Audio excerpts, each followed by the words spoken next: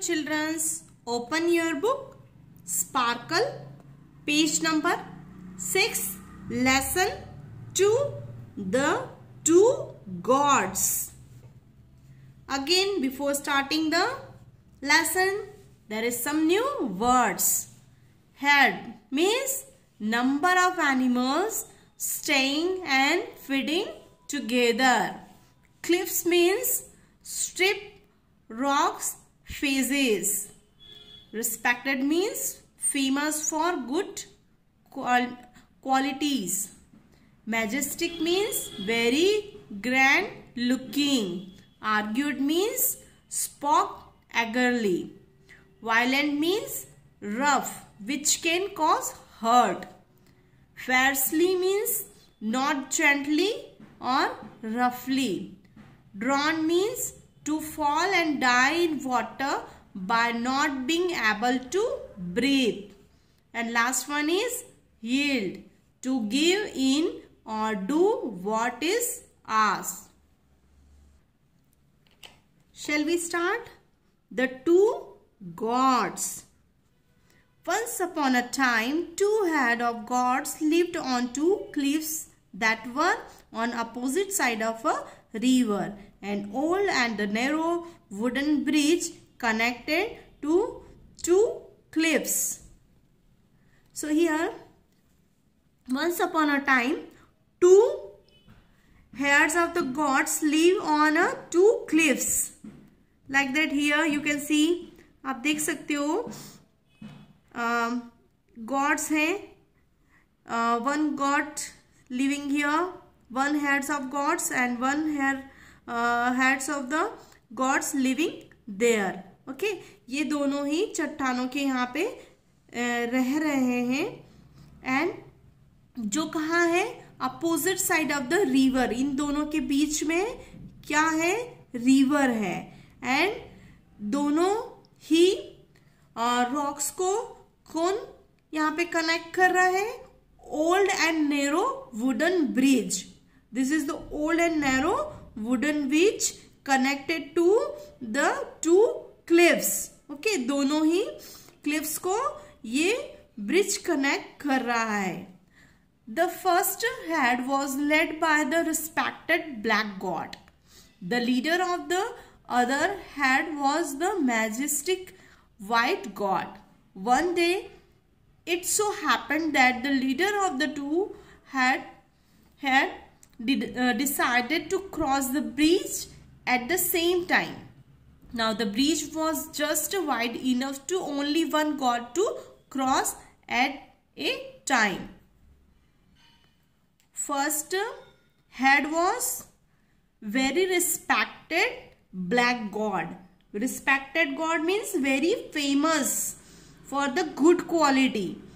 This is a black god, and this black god is famous for good qualities. Okay, so this one is a leader of the black gods. And the leader of the other is white god.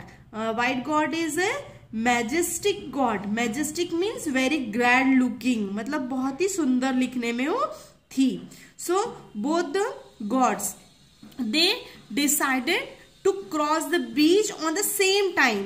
एक ही समय में दोनों ने decide किया कि हम इस bridge को क्रॉस करेंगे. ब्लैक वाली व्हाइट वाली साइड में आएंगे, व्हाइट वाली ब्लैक वाली साइड में आएगी. बट क्या होता है, the bridge was very wide narrow for only one god to cross at the time. Bridge इतना ही वाइड है कि केवल एक टाइम में एक ही गॉड उससे क्रॉस कर सकती है. सो दोनों ही गॉड सेम टाइम पे ब्रिज को क्रॉस नहीं कर पाएंगी. The two gods met at a point near the middle of bridge, but neither would give way to the other.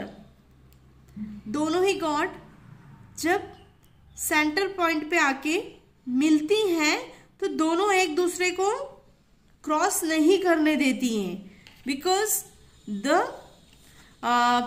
Bridge is very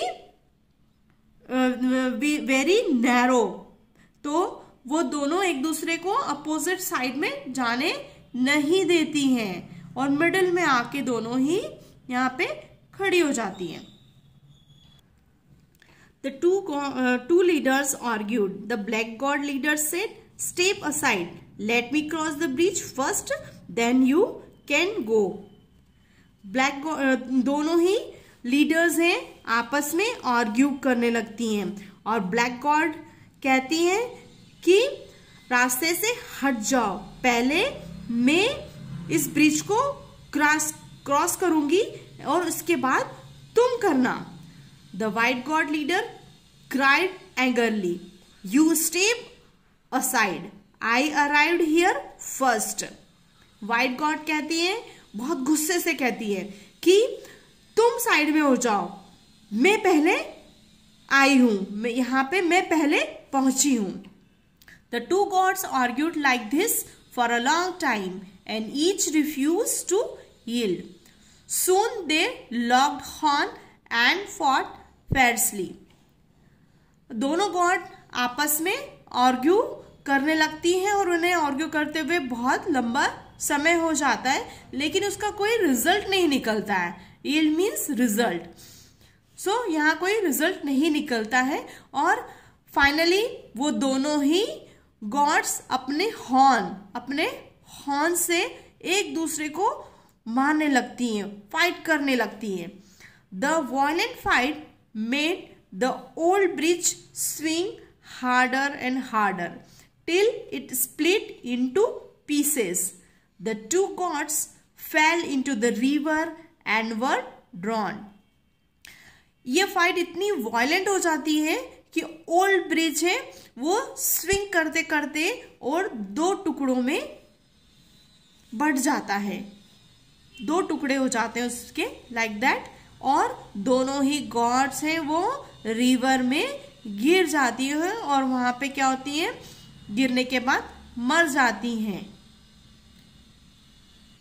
so what we have learn in this chapter, we should not fight with our friends. If there is something we don't agree with our friends, we should talk about it gently and politely. When we fight, nobody gains anything, but we definitely lose a friend. So remember, use polite words like please, excuse me and sorry. They prevent fights and help you talk to others without shouting. Okay? Bye bye.